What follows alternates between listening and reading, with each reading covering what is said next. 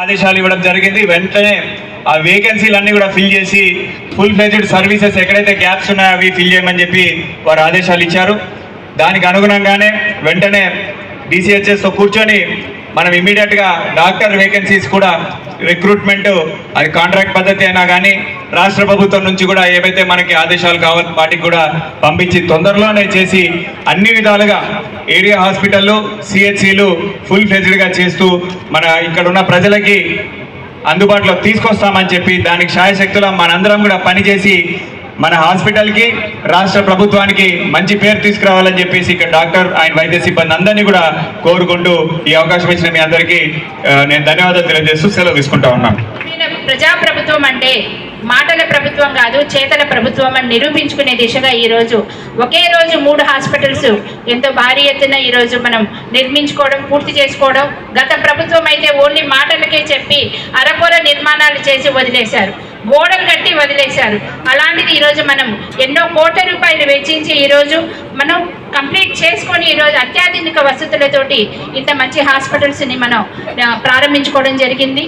ఈరోజు మన సీఎం రేవంత్ రెడ్డి గారు విద్య, వైద్యం మీద ఎక్కువ దృష్టి కేంద్రీకరించి ఆయన ఎక్కువ నిధులు మంజూరు చేసి పేద ప్రజలకి వైద్యం మంచిగా అందాలి, కార్పొరేట్ లెవెల్లో కూడా మన పేషెంట్స్కి గవర్నమెంట్ హాస్పిటల్స్లో వైద్యం అందాలి అన్న దిశగా ఆయన ఈరోజు ప్రతి ఒక్క మారుమూల పల్లెల్లో కూడా దృష్టి సారించి అన్ని వైద్య సౌకర్యాలు కల్పించడం జరుగుతుంది. అందులో భాగంగా ఈరోజు ఇక్కడ అత్యాధునిక వసతులతో 24 గంటల సర్వీస్ తోటి, స్పెషలిస్ట్ డాక్టర్స్ తోటి వచ్చిన తర్వాత ఈ గవర్నమెంట్ వచ్చిన తర్వాత దాదాపు 3500 ఇవ్వడం జరిగింది. సత్తుపిల్లలు దాదాపు 700 మున్సిపాలిటీలు ఇస్తే ఇంకా 50 ఇళ్ళు మనకు మిగిలి ఉన్నాయి. అంటే జనాల్లో ఒక అపోహ ఉంది, లాస్ట్ గవర్నమెంట్లో బిల్లులు పడక ఎంత ఇబ్బంది పడి చూస్తున్నాం. ఎంత దృష్టిలో ఉంచుకొని పేద ప్రజలకు ఎలాంటి ఇబ్బంది కలగకుండా, ఎలాంటి GST లేకుండా 5 లక్షల రూపాయల పేద ప్రజలకు అందేటట్టు మన సీఎం రేవంత్ రెడ్డి గారు కానీ, బట్టి విక్రమార్క గారు కానీ ఇల్లు కావాలని 3వ విడత ఇస్తాం, 4వ విడత ఇస్తాం. అర్హులైన ప్రతి పేదవాడికి నీది ఏ పార్టీ అని అడగం, నీది ఏ కులమని అడగం, నీది ఏ మతమని అడగం. ప్రతి పేదవాడికి ఇల్లు ఇస్తాం. ప్రతి సోమవారం నాడు వారు కట్టుకున్న ఇంటి లెవెల్ను బట్టి డబ్బులు కూడా ఈ ప్రభుత్వం బట్టి గారి సహకారంతో డబ్బులు కూడా వారి ఖాతాల్లో జమ చేస్తున్నాం.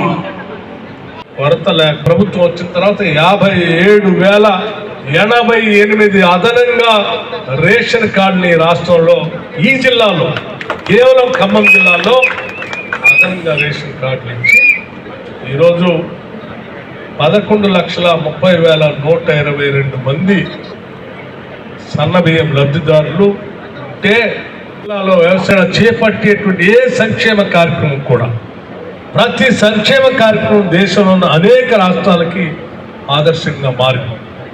తెలంగాణ మోడల్ పరిపాలన చూడాలి, తెలంగాణ మోడల్ వెల్ఫేర్ చూడాలి, సంక్షేమాన్ని చూడాలి, తెలంగాణ మోడల్ విద్యా విధానాన్ని చూడాలి, తెలంగాణ మోడల్ పేదలకు ఇల్లు కట్టేటి అనే పేరున మరొకసారి నా హృదయపూర్వకమైనటువంటి ధన్యవాదాలు తెలియజేస్తూ ముగిస్తా ఉన్నాను. నమస్కారం. జై హింద్.